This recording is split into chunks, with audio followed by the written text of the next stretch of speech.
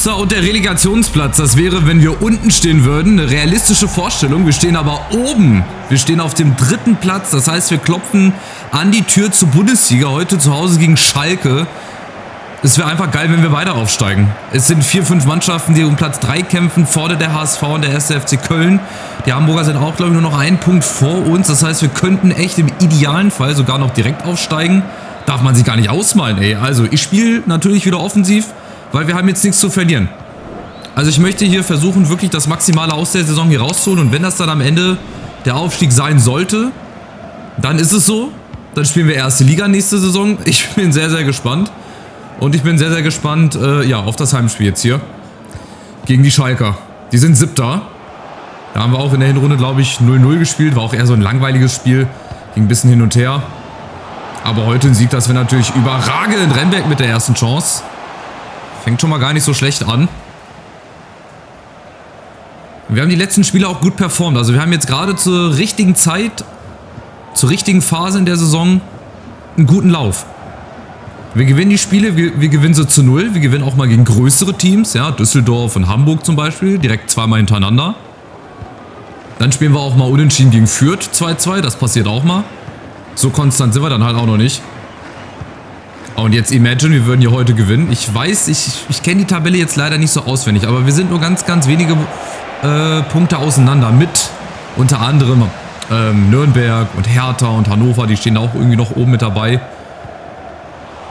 Und wie gesagt, der Relegationsplatz wäre eigentlich für uns reserviert gewesen, allerdings unten, Platz 16, normalerweise. Aber was ist schon normal? Und gerade nach dem nächsten Gameplay-Update, was es ja jetzt hier gab, vor, ich glaube, einer Woche oder 2 Wochen oder so. Ich glaube vor einer Woche, ist noch gar nicht so lange her. Also ihr wisst, was ich meine. Lässt sich das Spiel vielleicht auch wieder ganz anders spielen. Oben, ja, Köln führt gegen Regensburg, alles gut.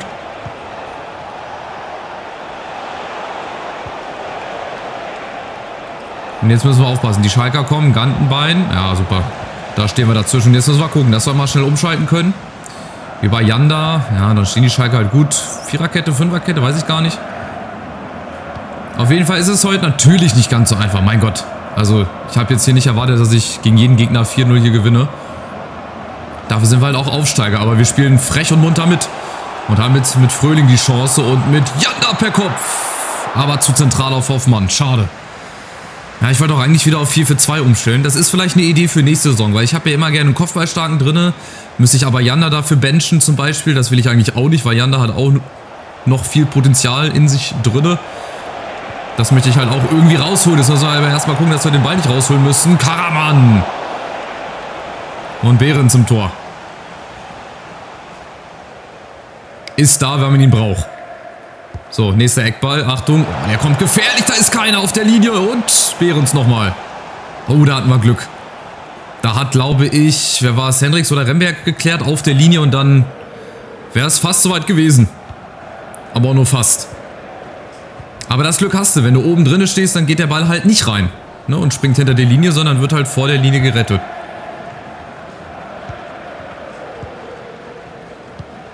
Schalker verschieben ganz gut. Wenn wir das hier schnell machen mit 1, 2 Kontakten, ist halt irgendwo die Lücke. Aber momentan lassen uns die Schalker den Platz halt nicht. Guck, wir müssen immer wieder abbrechen, immer wieder hinten rum. Durchs Mittelfeld geht dann meistens auch nicht so viel. Janda lässt sich jetzt mal fallen, macht da gut. Jetzt außen, ein bisschen Platz. Fröhling in der Mitte. Ja, da fehlt jetzt zum Beispiel Fried Johnson. Da machen wir es halt so über Janda mal. Eine Einzelaktion. 4 Mann hinten drinne.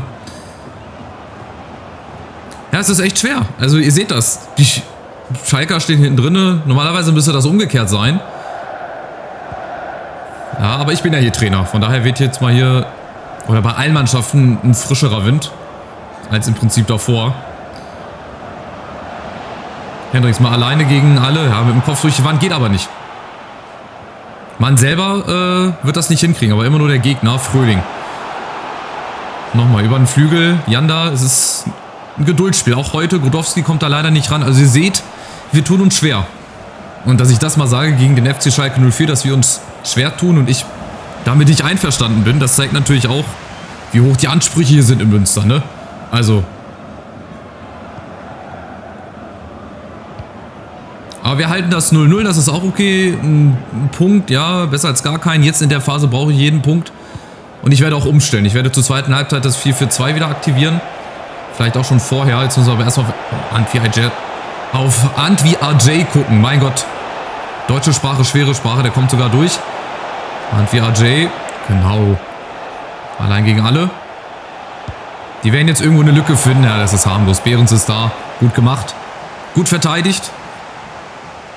Ich kann eigentlich jetzt schon mal das 4-4-2 aktivieren. Ich habe sogar eine 5er-Kette. 4-1-2-1-2 haben wir auch noch. Also ein bisschen was habe ich noch im Köcher. Mal schauen, wie das 4-4-2 sich jetzt auf das Spiel auswirkt. Ja, das ist es wieder. Oh, das ist kein Foul. Schön nach unten gerissen, aber egal. Das ist ein härterer Zweikampf. Zweite Liga. Das Leben ist kein Ponyhof. So, das Leben ist aber jetzt vielleicht schön, wenn wir 1-0 in Führung gehen vor der Pause. Budowski. Oh, und Janda hat doch schon den richtigen Laufweg. Aber er bricht dann irgendwie ab. Er bricht dann irgendwie den Laufweg ab. Schade. 0-0. Aber bist du spannend. Wir sind ein bisschen besser als die Schalker, muss ich sagen. Statistisch gesehen ist das eher andersrum. Gut, weil die aus 10 Metern, aus 20, 30 Metern vielleicht noch ein, zwei Mal drauf geschossen haben. So, jetzt ist natürlich die Frage, wir machen das so, dann muss halt Janda wieder dran glauben. Also ich glaube, Janda wird so eine Art Opfer werden der Systemumstellung, auch nächste Saison ganz oft. Vielleicht werde ich Janda auch wieder verkaufen, wenn ein vernünftiges Angebot reinkommt. Also das ist auch immer klar. Wenn wir hier vernünftige Angebote reinkriegen, dann muss ich Spieler verkaufen. Dann nützt mir nicht nur das Preisgeld von der Saison und auch vom Pokal. Ich muss auch mit Spielertransfers Geld machen. Ja, also ich glaube, ich werde nie einen Spieler hier 3-4 Jahre halten können. Oder bewusst halten. Das wird einfach nicht funktionieren. Man kann immer nur wieder versuchen, gute Spieler mit hohem Potenzial und mit einem guten Talent rechtzeitig zu finden, dass die anderen Mannschaften die nicht kriegen. So sehe ich das jetzt. Aber wir gucken mal. Fröhling.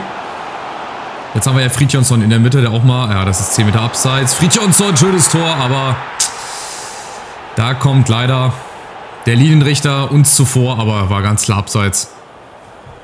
3-4 Meter, aber genau so könnte es ja funktionieren. Ja gut, 10 Meter abseits. So könnte es funktionieren. Fridtjonsson vorne da mit seiner 1,94,95. Das ist schon ein Hühner. Und jetzt mit dem 4-4-2, wenn wir ein bisschen breiter stehen, vorne mit 2 Spitzen, habe ich halt die Hoffnung, dass wir hier das machen können. Erstens mal höher anlaufen. Ein gutes Pressing, aber Achtung, hinten müssen wir aufpassen. Die Schalker kommen. Karaman, jetzt fehlen mir die Sechser. Boah, aber nur mit der Verteidigung hier, das geht auch nicht. Silla gegen Kulis. Achtung, die Schalker kommen zur Führung. Und es ist Kenan Karaman. Hat man da gerade das SCH-Wort von seinen Lippen ablesen können? Ich war mir da nicht ganz so sicher, aber es ist ja ärgerlich. Sehr, sehr ärgerlich. Hier sehen wir das nochmal aus der Ego-Perspektive. Ja, Stand war zu defensiv. Da haben mir, wie gesagt, die Sechser gefehlt, die sich ja sonst immer noch mal mit hinten reinfallen lassen. 2, 3 Mann gegen Silla, das geht nicht. Das ist einfach schlecht verteidigt. Ja, 11. Tor immerhin schon. Tor Schalke 04, die Nummer 19. Schade, naja, egal. Aber wir machen noch weiter. Natürlich, wir werden jetzt nicht vom Feld gehen. Wir haben noch so viel Zeit. Und wir können das Spiel auch noch drehen. Warum nicht? Vielleicht jetzt erstmal der Ausgleich. Ter Horst wäre doch ganz gut und wäre ganz wichtig. Fridtjonsson abgefälscht. Und die Ecke. Vielleicht mal aus einer Standardsituation. Wenn aus dem Spiel raus nicht so viel geht, nicht viel geht, dann hilft vielleicht meistens mal ein Eckball. Ja, aber so nicht schlecht getreten. Schlechte Ecke.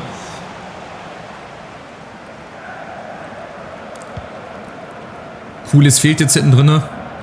Und den Ball fangen wir wieder ab. Und genau das müssen wir jetzt machen. Schnell umschalten, auch mal was trauen, mutig sein. Kiboko ist bislang auch noch nicht so drin im Spiel, aber vielleicht ist er seine Zeit bald noch gekommen. Brodowski, Fridtjonsson mit einem Abschluss abgefälscht. Oh, die kriegen den Ball direkt wieder in die Füße rein. Ja, vielleicht war das 4-4-2 doch nicht so super, wie ich mir das erhofft hatte. Vielleicht 4-1-2-1-2. Jetzt kommt erstmal Younes. Cooles ist dazwischen. So, jetzt ist halt immer die Frage, wie schnell können wir umschalten? Wenig Fehlpässe natürlich. Und Achtung, Schalke kommt, nächster Abschluss. Es wird schwerer. Janda, Kirkeskopf unten. Läuft Fröhling mit. Gut gemacht. Hinter die Abwehr Aydin. Und wo ist Fridtjonsson? Da ist er. Jetzt muss er hochsteigen. Aber Hoffmann ist da. Ja, das haben sie natürlich erahnt. Aber weiter, weiter, weiter. Draufgehen. Irgendwann machen sie einen Fehler, oder? Nein, natürlich nicht. Partov, super. Wir sind jetzt aber da. Wir gewinnen Zweikämpfe. Wir gewinnen die zweiten Bälle. Sehr wichtig. Jetzt müssen wir uns nur belohnen. Das ist das Problem. Wir müssen uns jetzt mal belohnen. Remberg mal alleine gegen alle. Ja, nee, klappt natürlich nicht.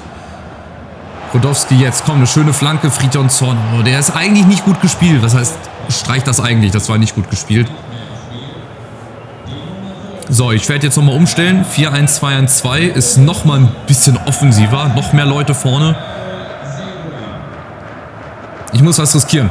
Klar, also ich will auf keinen Fall verlieren. Ich will hier mindestens noch Remis spielen. Aber ich habe so das Gefühl, dass die Schalker das jetzt ganz entspannt hier runterspielen werden. Dass das mal wieder eine Niederlage wird für uns. Nachdem wir jetzt, glaube ich, 1-2 Monate lang nicht verloren haben. Ja, wenn man mal den DFB-Pokal rausnimmt. Ja, und die Schalker, die kommen jetzt hier mit Lassme. Die werden jetzt auch noch ihre Chancen kriegen, aber hinten aufmachen müssen. Das ist doch ganz klar. Lassen wir da nur die Ruhe.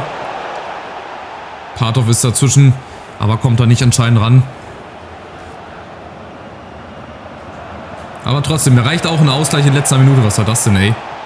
Auf dem Bierdeckel ausgespielt. Lassme. Oh, ist schon längst vorbei, der Vorteil. Wie lange wird der Vorteil laufen gelassen? 10 Stunden?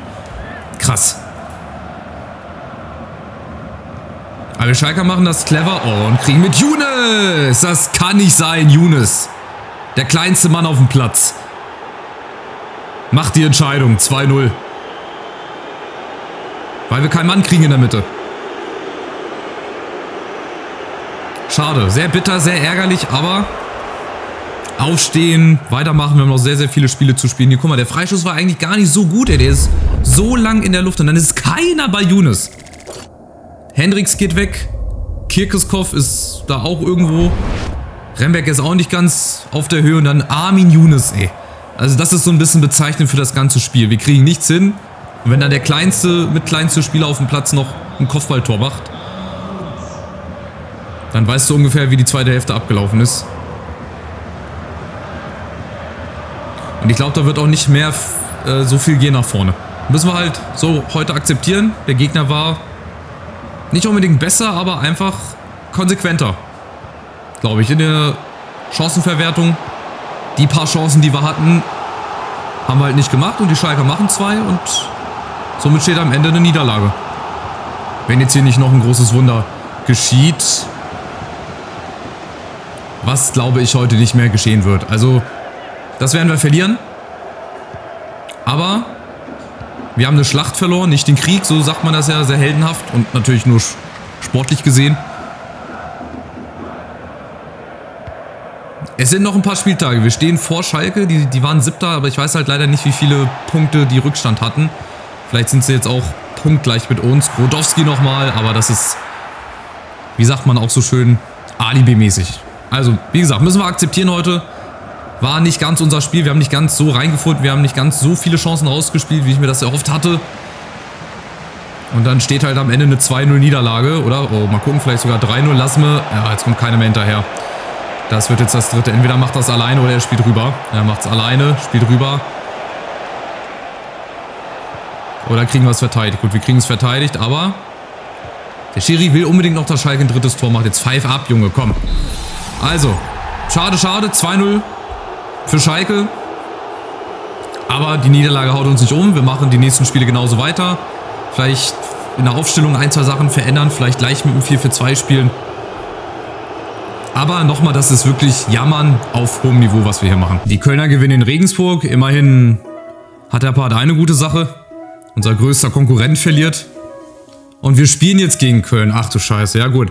Da haben wir aber noch was gut zu machen aus dem Hinspiel. Das Spiel haben wir natürlich nicht gesehen. Da haben wir 2-2 gespielt. Aber der erste gegen den dritten. Bleibt das auch noch so? Ich muss jetzt mal gucken. Wir sind echt noch Dritter. Tatsächlich. Aber guck mal, Paderborn 1 Punkt hinter uns. Düsseldorf 2 Punkte. Hertha, Schalke ist jetzt auch wieder rangekommen. 4 Punkte Rückstand auf Hamburg. Also es geht quasi um den Relegationsplatz. Aber halt oben und nicht unten.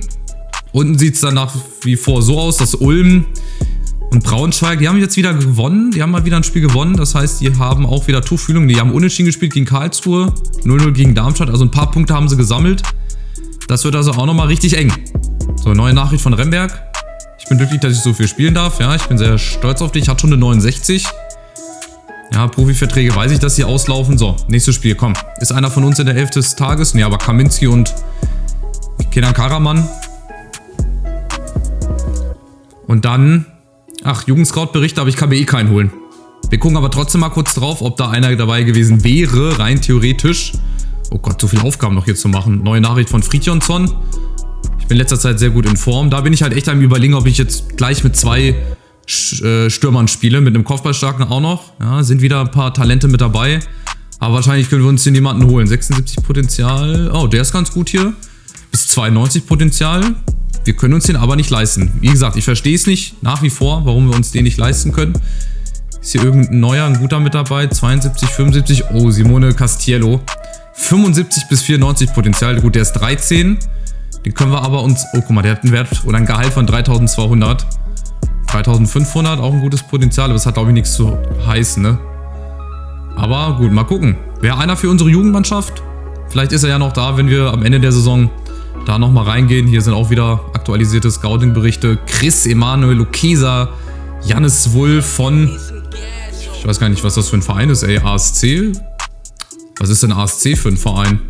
Weiß ich nicht, habe ich noch nie gesehen, das Logo. Naja, wir gucken nochmal kurz auf die Tabelle. Wir sind, wie gesagt, nach wie vor Dritter. Das ist nach wie vor Jammern auf hohem Niveau, was wir hier machen. Wenn wir aber gewinnen, sind wir nach wie vor am HSV dran. Wir müssen sich also auch strecken, aber in Köln, das wird mit, glaube ich, das schwerste Spiel der Saison.